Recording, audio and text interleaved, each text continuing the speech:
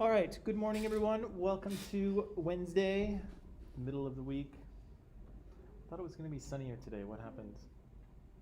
I think in 2 hours later, sun. You think it will? Yeah. It will be sunny? Well, maybe. I see little bits of blue sky, so maybe it's going to be nice for the rest of the week, though, right? Yeah. It's going to be sunny and warm, and yeah, that'll be nice. Okay, let's see. Lots of people are here. So Elizabeth is here. Good morning, Elizabeth. Simran is here. Good morning. Basil's here. Good morning, Basil. Sean is here. Good morning, Sean. Awais is here. Good morning. Basil's here. Good morning, Basil. And Reza's here. Good morning, Reza. Okay, so where were we yesterday? Oh, yes. So we were talking about how sexism kind of shows up in advertising. And again, I think nowadays it's showing up less and less because people are aware of it, right? And so when people are starting to notice that ads are sexist, marketers will try to change those ads, right? Because they're trying to sell, right? They want to be looked on favorably by the public. But still, we do see some sexism in terms of gendering products, right? So we said here was some boy toys from, just randomly selected from the internet. And we said that there were messages of kind of like authority and power here, but also of violence, right? And so these boys are kind of being taught that, they're being taught maybe violent ways to solve conflicts. Maybe they're learning that they're supposed to be kind of strong and dominant and tough. Maybe they're learning that hurting people is okay, right? Because that's what weapons are for, right? They're for hurting people. But then with girls, we see totally different messages transmitted, right? We see ideas of maybe being domestic, right? Of taking care of children and cooking and cleaning. Well, maybe not so much cleaning here, but and looking pretty, right? There's lots of girls' toys that fashion and appearance is an important piece, right? And Barbie is that kind of toy, right? We said even if we look at food, we often find foods are marketed to either one gender or the other. Something like yogurt is often marketed to women, even though men eat yogurt. But something like, beer, for instance, is much more commonly marketed to men, even though, of course, women drink beer too. But these products are gendered, right? And if we go to sort of the shampoo aisle, we'll see the same thing, right? We'll see shampoos that are designed for men or designed for women. Again, I don't know, we have 2 bottles here. I don't know how different the stuff in them really is. Human hair is human hair, right? We've got, all of us have different hair, right? Some of it's more coarse, some of it's finer. Some of our hair is oilier or drier, but human hair is human hair, right? But here we see very clear gendering, right? In terms of the bottle, the design of the bottle, maybe the smell of the shampoo itself, right? I don't know what this one smells like, but I'm guessing some sort of flowery type thing. This one doesn't say what it smells like. It probably smells like ocean or stone or something like that, right? Something manly, whatever that is. And we said that even though we don't advertise for cigarettes here in Canada anymore, we used to, and we saw good morning. We saw that those things were gendered as well, right? And so here we clearly see more strength and individualism and independence from the man, right, as he sits there smoking his Camel. And from the woman's ad, there's again a lot of focus on elegance and sophistication, but again slimness, right?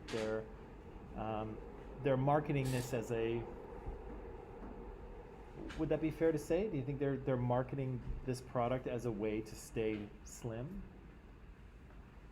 Yeah, that's kind of what they're doing, right? They're tapping into that, all of that socialization about women's appearance, right? Do you think that dude on the motorcycle is worried about staying slim? Not especially. Maybe a little bit, right? Maybe he's watching his calorie intake or whatever, but he's not so concerned with any of that stuff, right? He's just out there in the wilderness with his motorcycle, right? But this woman again is, concerned, good morning, concerned about her appearance, right? And so, smoke these cigarettes. I mentioned yesterday that sometimes what we see is one group will borrow from the other, right? And so in this case, we'll often see that women will borrow things from the world of men, but men will not borrow things from the world of women, right? And we said that had to do with the direction of power, right? Who had power in the society? And men, in sort of borrowing things from the world of women, often it's kind of a loss of status for them, right? Or at least they don't really gain anything from it. But women can often gain power by by borrowing things from the world of men, right? And so I think we've all seen, women will borrow items of men's clothing and kind of integrate it into their wardrobe, and they look cool, right? It kind of makes them, I don't know, seem tougher or edgier or whatever. But often you don't see many men do that, right? Except for, Billy Porter might be the exception at the moment. But so who borrows from whom can tell us a little bit about the direction of power. So women will wear pants, of course, or suit jackets, and sometimes even tuxedos. Janelle Monáe a number of years ago. But again, men will not wear dresses, right? Women wear blue all the time, but men will be kind of cautious about their wearing of pink, right? Yes, men will wear pink, but I'm pretty much wearing all blue today. I wouldn't wear all pink, right? I have a pink shirt, I'll wear it, but I'm not going to wear, head to toe pink. Pink suit. What's that? I have a pink suit. You have a pink suit? For what occasion? I was at the tailor and I thought it'd be funny if I got a pink suit if I got it. I was going to say, were you in a Motown group or? Sorry? Never mind. That's cool. That's cool. Again, we may see women sort of drinking scotch or smoking a cigar, maybe more in the movies, but men will not. Men will often not have a girly sort of drink, or if they do, it's, if we see that happening in movies or TV, it's for humor, right? When a guy orders a fruity drink, you're supposed to laugh, right? But when a girl orders a scotch, you're like, oh, she's, she does mean business, right? So it's interesting how that plays out, right? And so I said that often ads will kind of normalize our stereotypes and normalize our status quos, right? So they'll make these things seem even more normal than they already are. And I said that yesterday because, often advertisers don't have much time to talk to us, right? They buy, 20 seconds of airtime on television, and they've got to sell in 20 seconds, right? And if they show you anything that's confusing or out of the ordinary, you might get distracted, right? You might pay attention to this thing and not to, what's being sold to you. So often, again, like the laundry detergent is the classic example. You expect to see mom, right, running around the house with the laundry basket. The kids are running around and she's really busy and she's trying to get the laundry done, right? That's what we expect to see. And so when we see it, we don't really think anything of it for the most part, right? That's just the way it is, right? But again, if they showed us a gay couple, for instance, people would pay attention to it, right? And then people might lose focus on the product itself. So again, advertising doesn't mean to do this, I don't think. I don't think they try to, but often they kind of normalize existing stereotypes, existing gender roles, existing, kind of what's normal and what's not normal. And again, the dominant group is the one who decides what's normal, right? So these things tend to benefit the dominant group. Okie dokie. Let's talk about movies. Favorite movie? The Godfather. Godfather? Ooh, classic. Only the first. Only the first one? Okay. Classic cinema. All right. Catch it. Oh, with Leonardo DiCaprio and who's the guy who's trying to catch him? Oh, okay. Okay, that's a good one. Other favorite movies?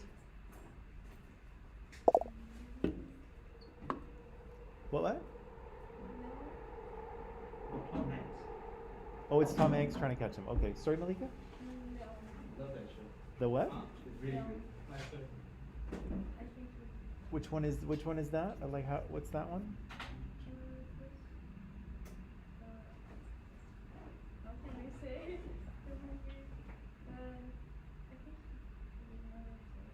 Okay. that one. No, I don't think I haven't seen that one. Other favorite movies? The Walking Dead. What's that? The Walking Dead. Oh, Walking Dead. Okay, not a movie, but television show, sure.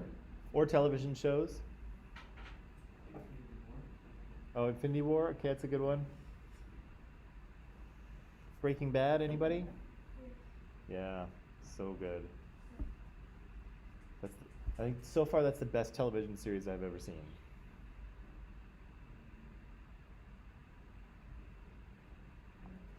I'm trying to think of something better than Breaking Bad right now. Tough. What's that? Nice. Which one?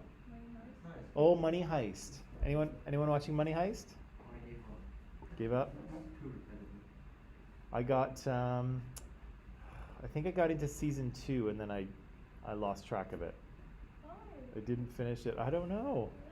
They should have ended it in season 2. Yeah, it was good. I was really enjoying. I was confused though because I usually in a heist film or a heist, like it's all the planning, right? And then it's the heist, but here the heist happens first and then there's this. Yeah, it's kind of odd that way. Maybe I'll get back to it. It was good. I enjoyed the first season and a half, I guess. There's a new one coming out this fall. A new season of it? Yeah. Yeah. What else is good? What else is good? Peaky Blinders is really good as well. Right, we talked about Peaky Blinders. Anyone watch The Good Place?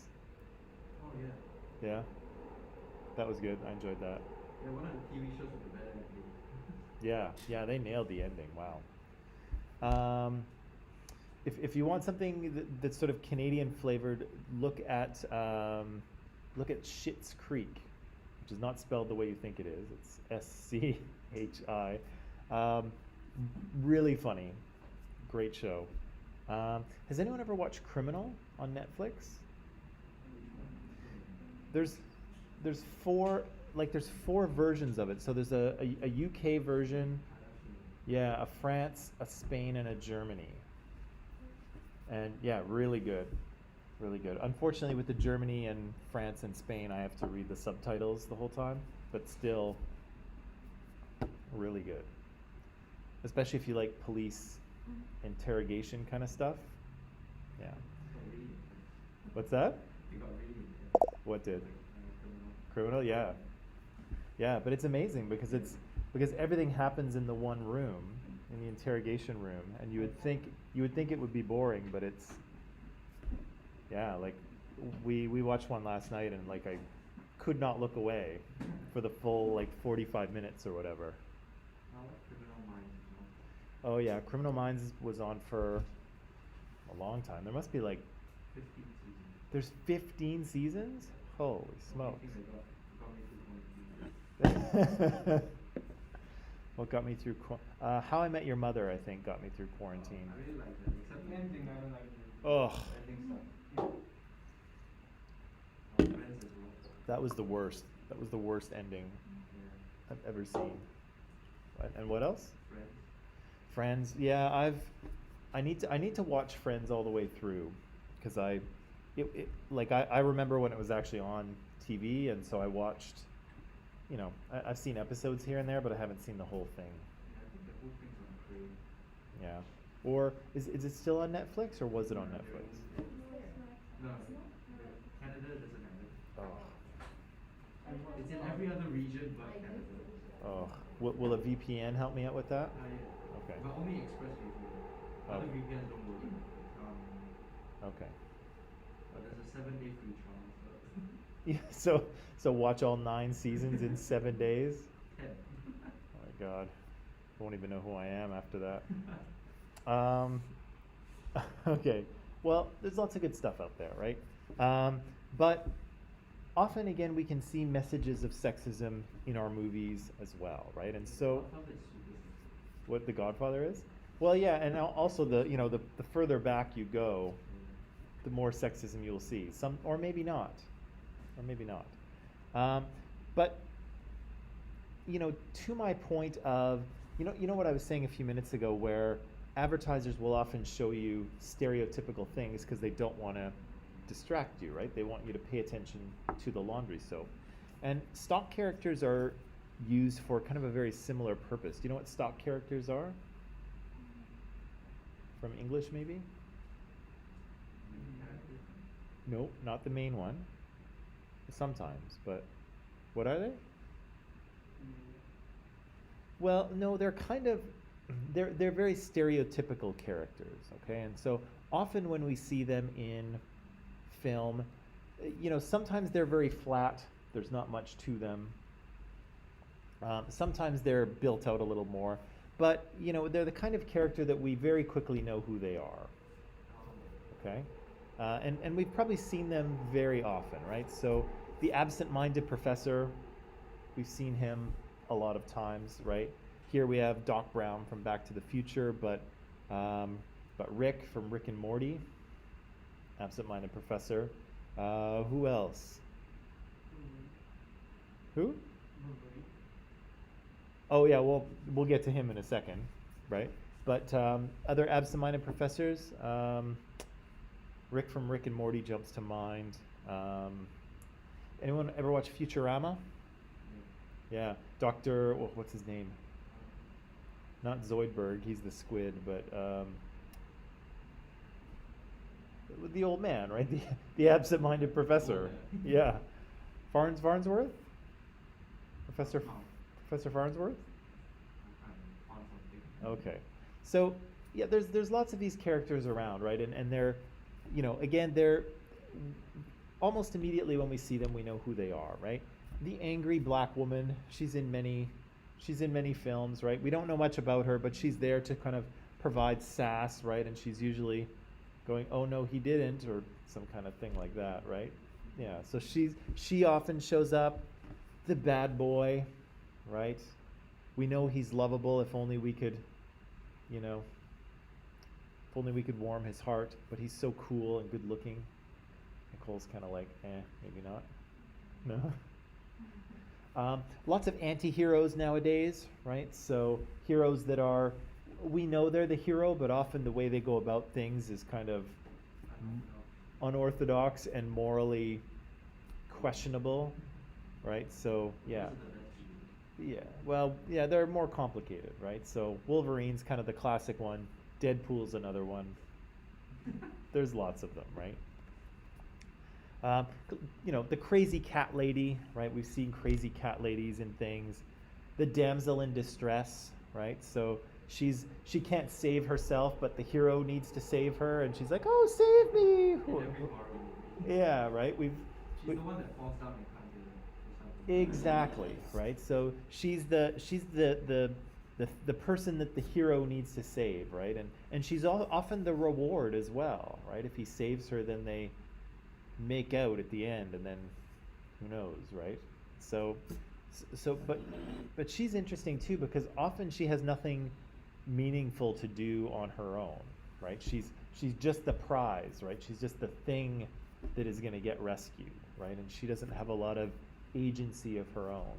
Sometimes yes, but sometimes no. Elderly martial arts master, we've seen those many, many times. Kung Fu Panda, right? Elderly martial arts masters. Yoda from Star Wars, elderly. Here's Mr. Miyagi from the Karate Kid movies. The Hot Shot, right? Here's Tom Cruise from Top Gun.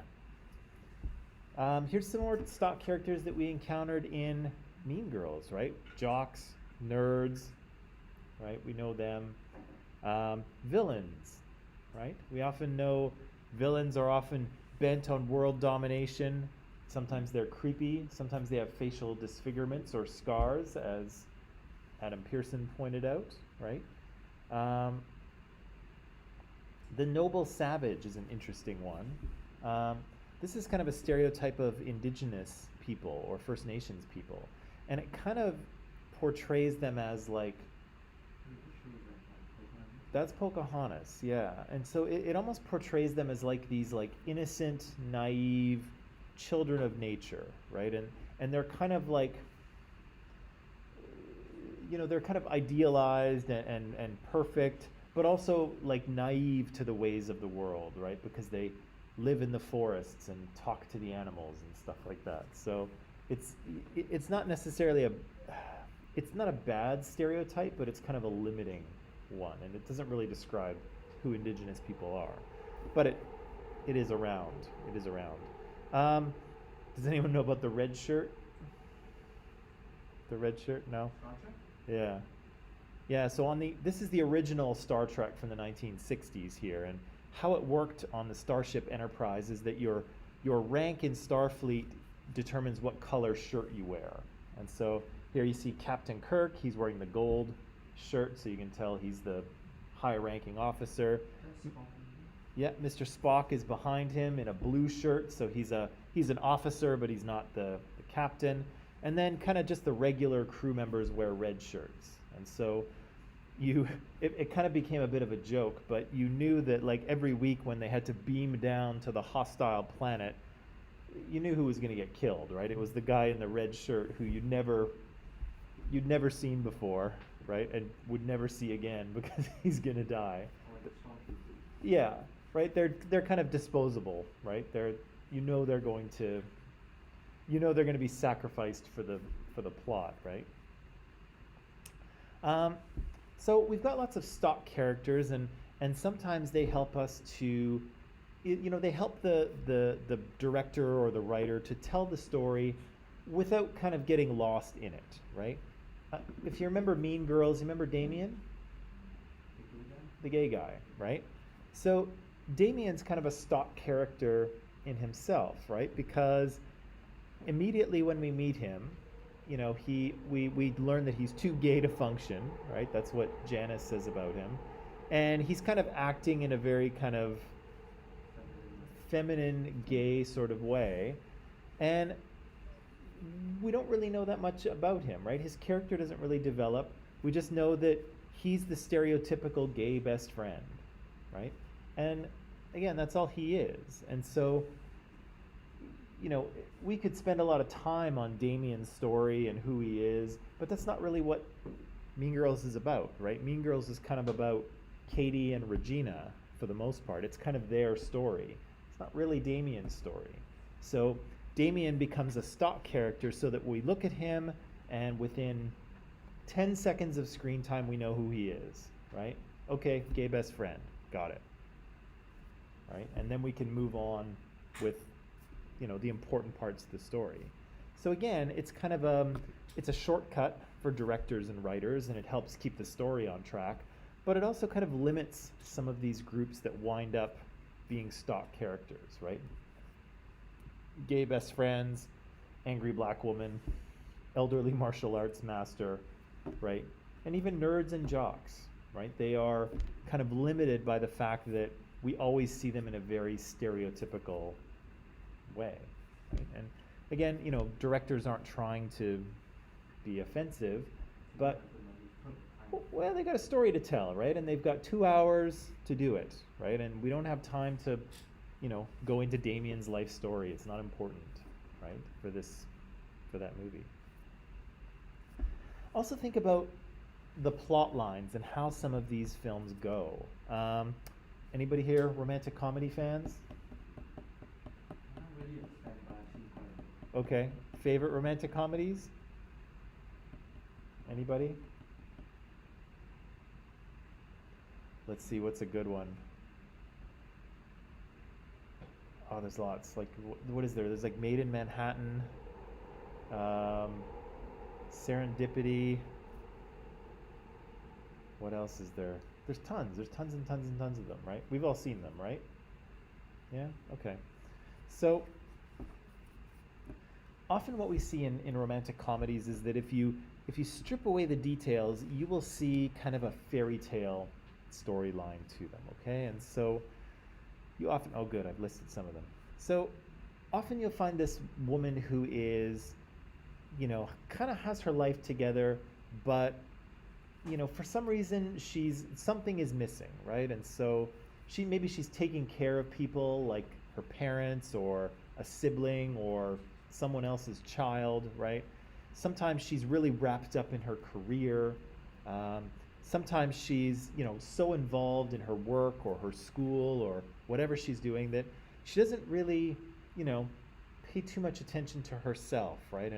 And her friends are kind of encouraging her to get out there and, make something happen, right? Or meet someone or fix yourself up or, get your groove back or whatever the term is that's being used, right? And so all these movies kind of do that, right? And often she'll meet the guy, right? But she doesn't really like him, right? Or she meets him and he's a little rough around the edges, right? He needs to be kind of polished up. He needs to be tamed, right? And so sometimes we find this female character having to, tame or to sort of, what's the other word I'm looking for? Kind of,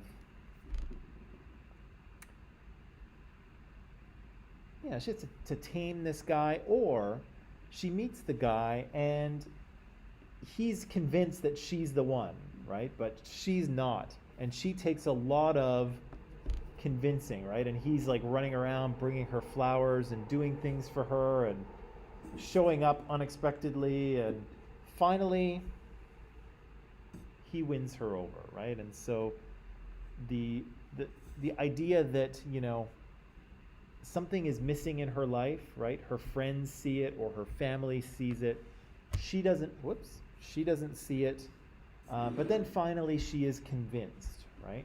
Sometimes by her friends, sometimes by the guy, sometimes by both. And finally, she meets that Prince Charming, right? She meets the guy. And so in kind of falling in love with him, she kind of wakes up, right? She kind of breaks out of this coma and realizes what she's been missing all along, right? And her, after they kind of get together, of course, something happens where, it looks like they might not get together and the audience is like, "Woo!" Right? And then they finally do get together. And then at the end, everything is great, right? And often you'll see that she will look better, right? She will dress better. They'll have a nicer house, right? All of these things will kind of come from the guy, right? Finding the guy. And so, these kind of movies are fun and enjoyable, and I like watching them from time to time too.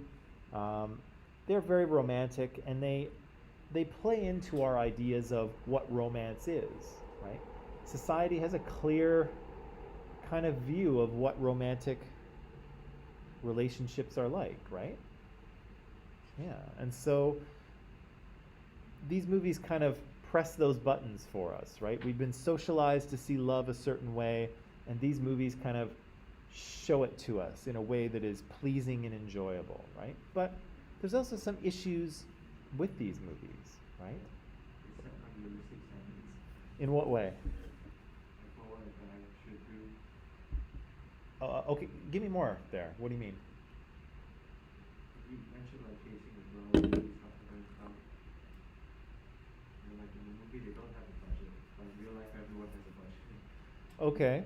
So would you say that that's a common thing in romantic comedies where the guy pursues the girl?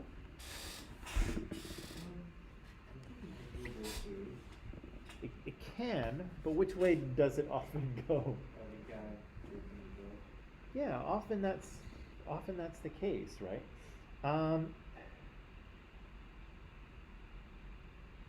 And why does he have to chase so much?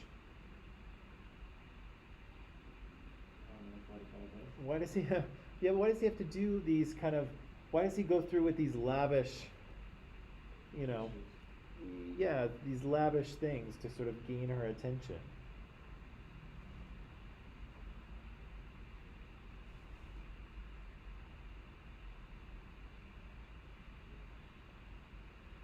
I imagine we have a crowd here. Do you guys not watch romantic comedies? You do? Are we? What's that? I only like halfway, and then I fall asleep. Okay. Are we on? Are Except for La La Land. Oh, okay. Yeah, that one's different though. Are we on point here so far in terms of what we're talking about, Nicole? Okay. So, yeah, because I wonder sometimes, you know, because there's a lot of chasing going on, but often I find that the chase and the big gestures and things like that, those happen in the movies because, yes, they're very exciting and fun to watch, but often the woman has kind of said that she's not really interested, right?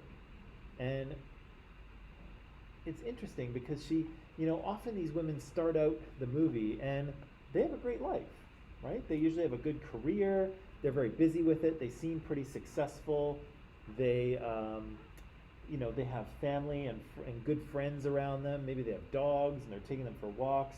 They kind of have their life organized, right? They have their life together, and yet, something's missing, right? And something's missing that she doesn't even know what it is that's missing, right? But who does know? The guy, right? The guy sort of sees right through her, right? The guy kind of knows that, oh, she's not really happy, right? She's, you know, she's missing something, and I know what she's missing. She's missing me, right? And at the end of the movie, does he turn out to be right often?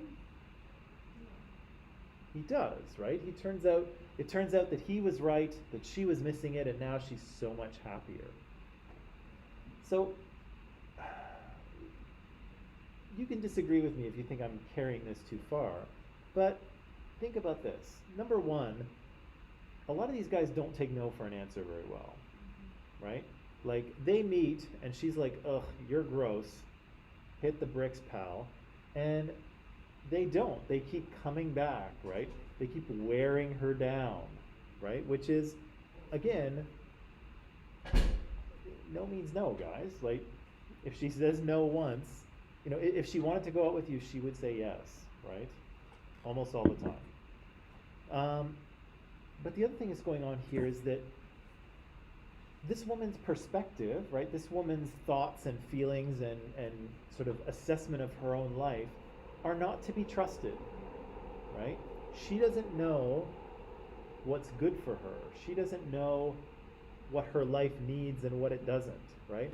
But this bozo who just walked into the movie, somehow he knows, right? And so I almost feel like her perspective is being pushed aside, even though it's her movie, right? The movie is, it's you know, it's Rachel McAdams' movie or whoever it is, and you know, she's the central character, but her perspective is being devalued, right? Because the guy knows better. And at the end of the movie, we find out that the guy was right all along. Right? And so, what's that? That's kind of interesting, hey? That's kind of interesting. And again, there's this, you know, there's an issue of kind of whose perspective is valued and who, you know, who is correct in their assessment. But there's also a kind of an issue of consent as well, right? And here we have, you know, the classic Sleeping Beauty, right? She's in a coma and she can only be woken by true love's kiss or something like that. That's the fairy tale. So here comes Prince Charming to kiss her and wake her up, right? And so, again, there's, I know it's just a fairy tale, guys, but there's no consent here, right? She doesn't get to say no. She's going to wake up in love with this guy, which, of course, we're okay with, because look at this guy. Super handsome, buff, looks good in a cape. What could go wrong, right? But what if he was a hideous, awful person, right? So she has kind of no consent here, and also he's the one kind of with agency, right? He's the one that is able to go out there and make things happen and to do things. She's just lying there in a coma waiting for him, right? And I suggest to you that some of these romantic comedies are very similar, except without the coma, right? Instead, she's running around living her life, but she's oblivious to the fact that, she's just such a great person, right? Or she's oblivious to the fact that, she could have a better life, or that she should have a guy in her life or something. And that's kind of the coma that she's in. And then, of course, the guy shows up. He knows better. He knows what she's missing, and he wakes her up, right? But it takes him, the gestures and the repeated. He's got to work for it, right? But eventually, he kind of breaks through and wakes her up. And again, these are kind of fun. These are fun films to watch, right? I enjoy them, but sometimes you have to think about what the underlying messages are, right? Because again, we live in a world where men are the dominant group, and a lot of media out there communicate messages that privilege men and disadvantage women, right? Have you seen the Netflix series You? Yeah. You. Yeah. I don't think so. Everything you said about the steroids, very realistic about what happens in real life. Oh yeah, Netflix. You.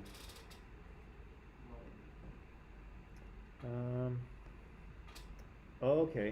A dangerously charming, intensely obsessive young man goes to extreme measure to insert himself into the lives of those he is transfixed by.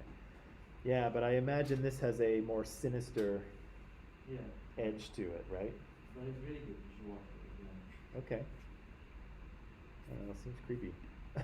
But based on the book. yeah, but it's not hard to imagine a guy doing that, right? Especially when he's seen all of these romantic comedies and they sort of have trained him that this is what needs to be done, right? If you That's want kind to, of what happens. yeah, if you see this woman and you want to be in a relationship with her, you pursue her, right? And the big gestures and things like that. And I don't know, I don't think those ever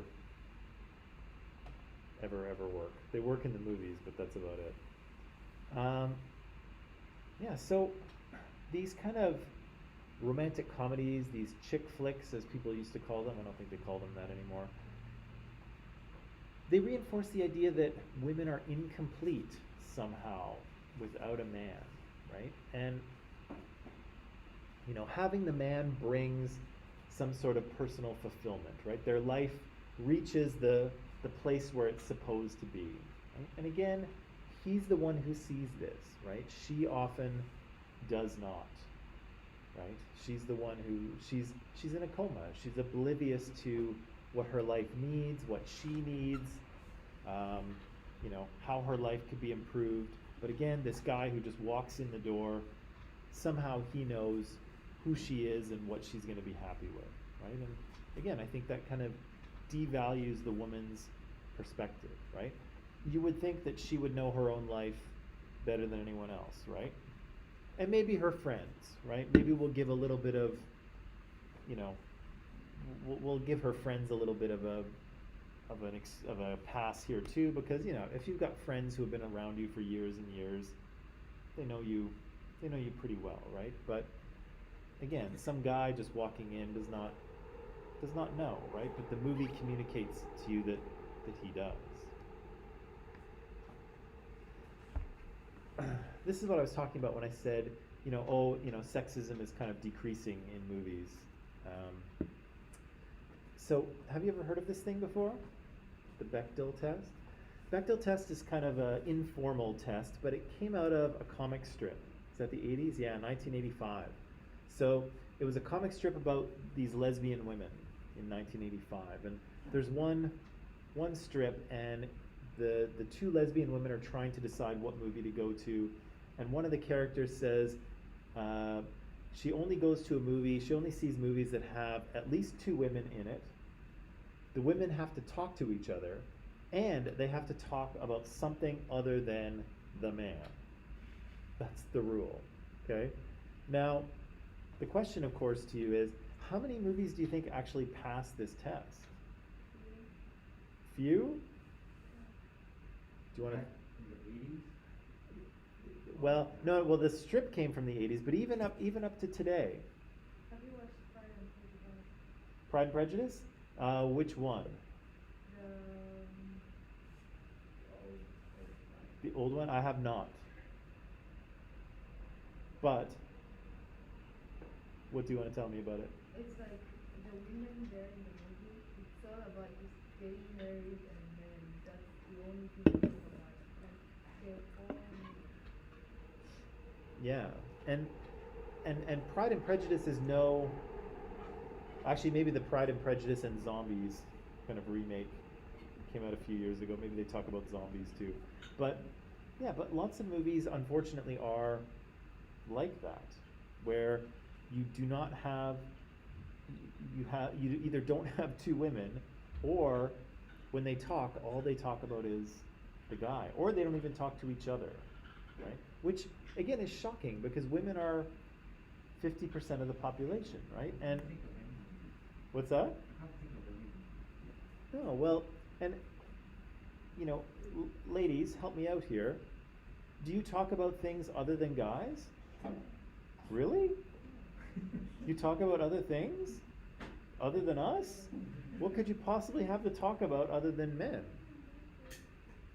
This is a shock to this is a blow to my ego here. My God. There's a website database. If you're really interested in this, you can go and look. But again, my statistic is a little old here. But as of 2015, only 58% of movies passed all three of those. So nearly let's say 4 in 10 movies either don't have two women characters, or they don't talk to each other, or if they do talk to each other, all they talk about is the man, right? Whereas men in movies, they have lots to talk about, right? They have lots and lots of things to talk about. Only rarely do they talk about women, but women always talk about men. Are you looking it up, Ben? Yeah. Yeah? Yeah, so 10% of those movies fail one. Oh yeah, of the ones that pass, 10% fail one, 22% fail two, and 10% fail all three of them, right? This is here according to Mark Harris of Entertainment Weekly. If you had to pass this test to get an Academy Award, half of the Best Picture nominees would not be allowed. Best Picture, right? At the Oscars, at the Academy Awards, don't have two women talking to each other about something other than men. Shocking. In 2013, the top grossing films of the year, half of them fail this test, right? And Star Wars. Star Wars, Yeah. Only the Force Awakens. that's the one that passes? Yeah. Oh, yeah. Wonder Woman as well. Wonder Woman Black passes Swan. or fails? Passes. Okay, thank God. Black Swan passes as well. Look here. So writer Charles Strauss notes that about half the films that do pass the test only pass the test because women are actually talking about marriage or babies. So they're not really talking about men, but it's what? Yeah, right. And again, what's the message here? Well, I guess that's all women care about and have to talk about, right? Is men, marriage, and babies, right? Is that true? No, right? Women have all kinds of other things to talk about, just as men do. But the movies would suggest otherwise, right? And again, I think that's shocking considering, half of the population are women, and yet they are reduced to basically one role, right? Girlfriends, wives, mothers, right? There's been a movie where it's just an all-female cast. All female cast? Yeah. Probably not all female. Orange is the New Black is probably predominantly female because it takes place in a women's prison. What's that? Pitch Perfect? Okay. Yeah, lots of women in there. Ocean's 8. Sandra Bullock. Yeah. So there's been a few, but Not that much. not that many, right? And so again, this kind of perpetuates sexism, right? It perpetuates a fancy word here, androcentrism. Andro is man, because again, the stories that are out there in terms of movies, they're stories that are written for and by men, right? And women are kind of marginalized, right? They're given this very reduced role, right? If women are only talking about men and marriage and babies, I mean, what kind of roles are there, right? The girlfriend, the wife, the mother, the grandmother, right? And so men are having all these different experiences, going to space, finding ancient artifacts, running away from dinosaurs who are trying to eat them, whatever they're doing, driving fast cars all over the place. And women have this very kind of reduced role, and they might be involved in some of that stuff, but when they open their mouths, all they're talking about are men, right? Or marriage or babies, right? Which is pretty reductive, right? Because again, as Nicole mentions, and it's a shock to me, but apparently you women have other things to talk about. And so, as I say, my ego's taken a bit of a blow this morning, but that's okay. I'll get over it. You should tell your wife. I mean your partner. See what she has to say. Well, I would make that joke, but she would understand it's a joke. Yeah, okay. Are there any sort of questions or comments or things you want to say about that?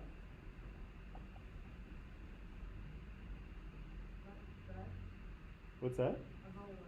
About this sort of topic and what we're. Yeah, like even the best movies, they always have a good, very strong female character, and that's not like typical, like what movies usually portray women as. Yeah.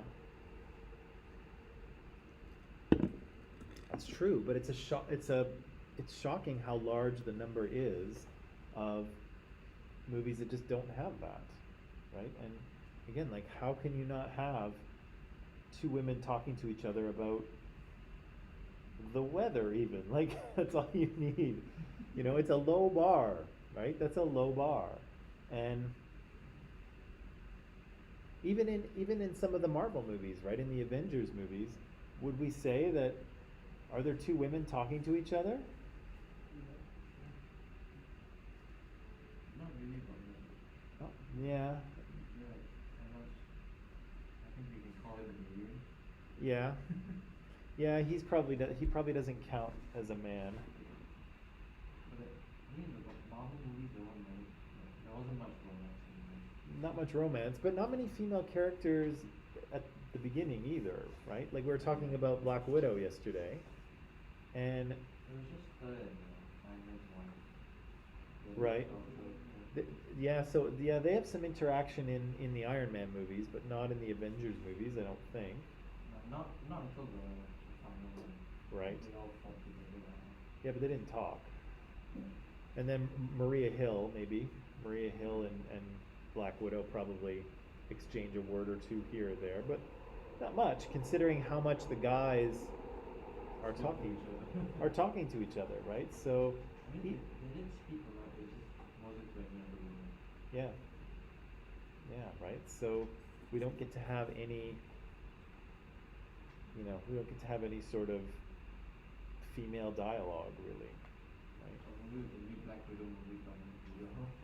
Yeah, you'll probably see it there, finally, right? Maybe the whole show is just she's the only woman in the show.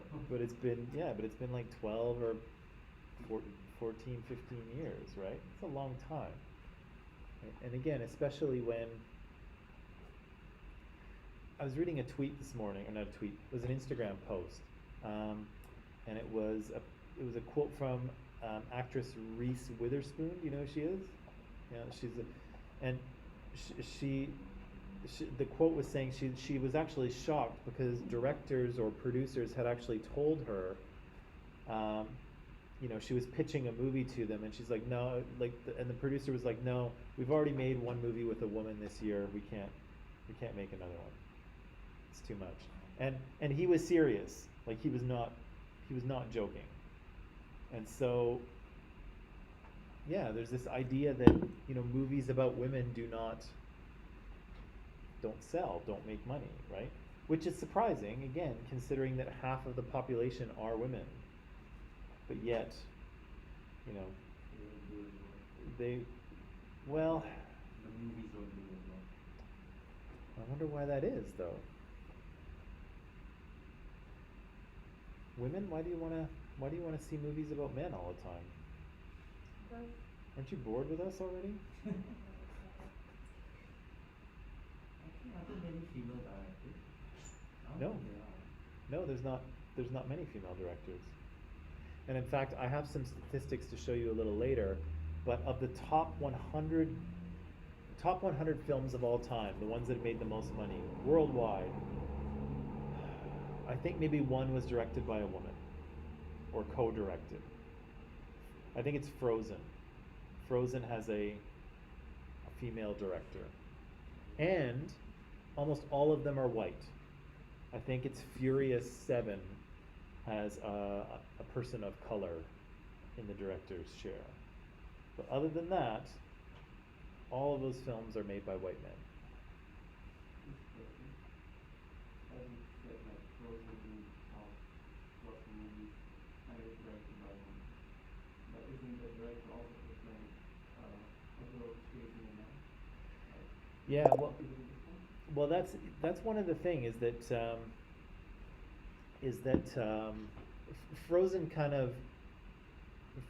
Frozen is kind of an exception to the rule in some ways, because yes, they do have one of the, I think there's two directors for Frozen, and one of them is a woman. But yeah, they also model a less sexist relationship, right? And so again, Frozen is kind of aware of some of these dynamics, and it's trying to overcome them. So yeah, I mean, not every movie is like this, but there's quite a pattern, right? if you look at, I think they did a good job with Frozen. Because when you think of Frozen, you don't think of her chasing, ending up with the guy. You think of like overcoming a Yeah. problem and stuff. yeah, the dynamic is different, right? The dynamic is much, Balance very good. especially when you contrast it to maybe Beauty and the Beast, or the Prince Charming thing here, Sleeping Beauty, or Cinderella, right? It's a different dynamic, but that's because Frozen is aware of it, right? Frozen's aware of the dynamic, and they purposely set out to create something different, right? And yeah, they do, and they can, and it can be successful, which it was, right? So Here again. yeah, exactly, right? You can challenge people's perceptions a little bit, right? You don't have to make the same fairy tale over and over and over again, right? Especially when people are aware of it, right? And people are aware of how Frozen, for instance, is different, right? Okay, let's take a little break. We'll come back. I have a short video to show you on misogyny, but after the break.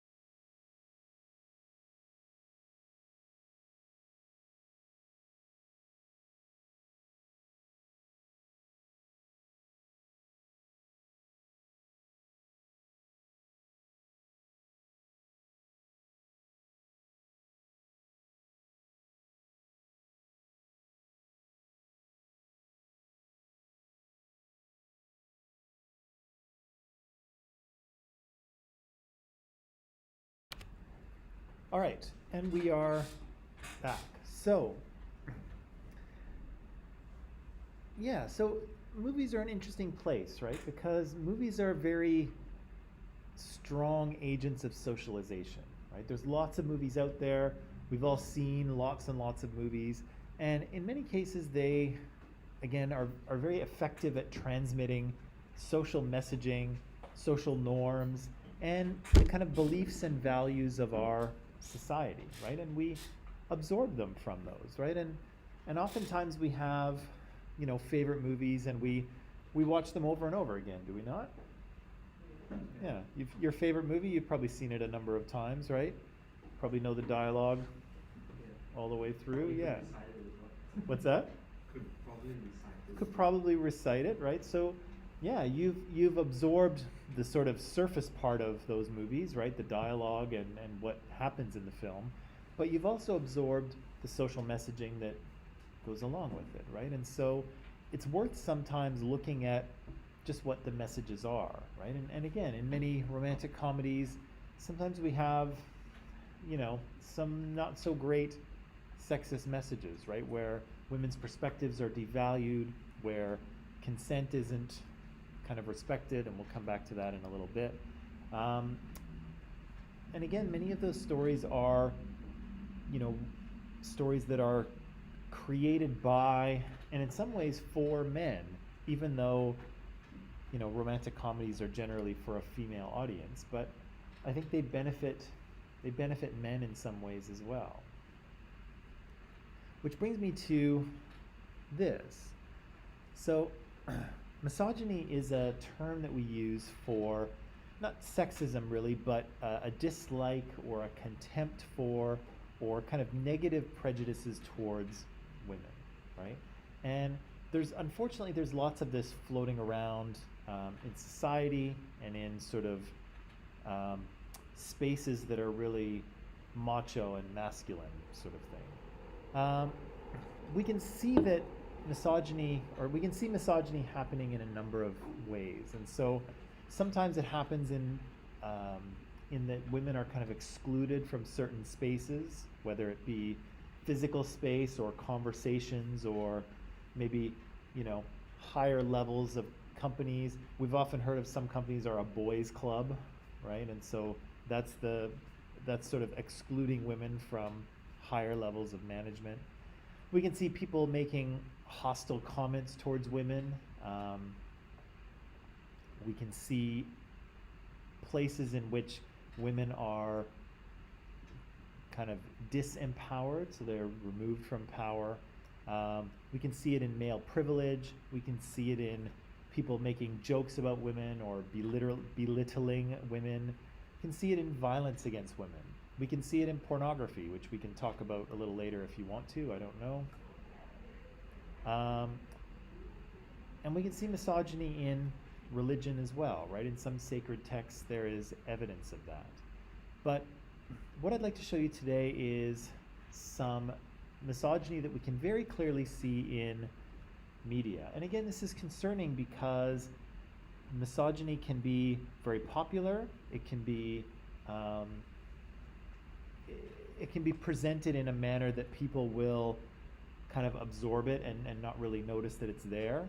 And again, it can be absorbed by the minoritized group as well as the dominant group, right? So here, look at this study from 2016 saying that 50% of all misogynistic tweets actually come from women, right? And so again, I'll remind you of the study with the blue-eyed and brown-eyed kids in Jane Elliott's classroom, right? So the blue-eyed kids were convinced that, they were not as smart or not as good, and so they performed less well. And so here we see, ideas that are, contemptuous or, sort of negatively prejudicial about women, and it's women themselves that are expressing them, right? Which again, you wouldn't think would be the case, but 50% of those misogynistic tweets actually come from women. So I think that's kind of doubly damaging, but we can get to that later. So here's what I'd like to show you. And the example is from this. Do you know this show? No? Have you watched it a little bit? Yeah, but Okay, so you've seen, Sheldon. yeah, mostly Sheldon, right? So, if you haven't seen this television show, Big Bang Theory is very popular. I think it ran 9 or 10 seasons or something like that. It's finished now. Very very popular. The actors here were all making millions of dollars per episode. Crazy successful, crazy money. The show revolves around the four male characters here, and they're all academics. They're all physicists, except for Howard here who's an engineer. So on the left, there's Howard, and then there's Leonard. The guy in the blue is Sheldon in the middle, and then there's Raj out on the far end. And then there's the women of the show. So Penny is the blonde girl in the middle. She lives across the hall from some of these guys. And then later on, some of these guys have partners as well. So Howard is going to get married to Bernadette. Sorry, spoiler alert. And I don't know, Amy, who's over in the yellow sweater, is she going to get married to Sheldon? She's not going to marry Sheldon. They're going to be involved. They're going to have a The show rel. ends before they get to that part. Oh, okay. But they have a relationship. Yeah. All right. So these are kind of our characters. But as we'll see very shortly, there actually is a pretty surprising amount of misogyny in a show that is so popular and so well liked. And so what I'd like to do is show you this video, and I'd like you to watch it and pay attention. And while you're watching, try to pay attention to what messages are being transmitted about men and women, okay? What does the show say about women? And what does the show say about men, okay? Who they are, what they like, what they don't like, how they should act, how they shouldn't act, okay? And also pay attention to what we are laughing at, okay? So where does the humor come from in this show, okay? Cool? All right. So online people, as usual, you'll find the questions and the link in Microsoft Teams. So we'll watch the video, and then we'll come back here and discuss what we're able to discuss, okay, before time runs out. So go ahead and watch that, and I'll see you in just a little bit, okay?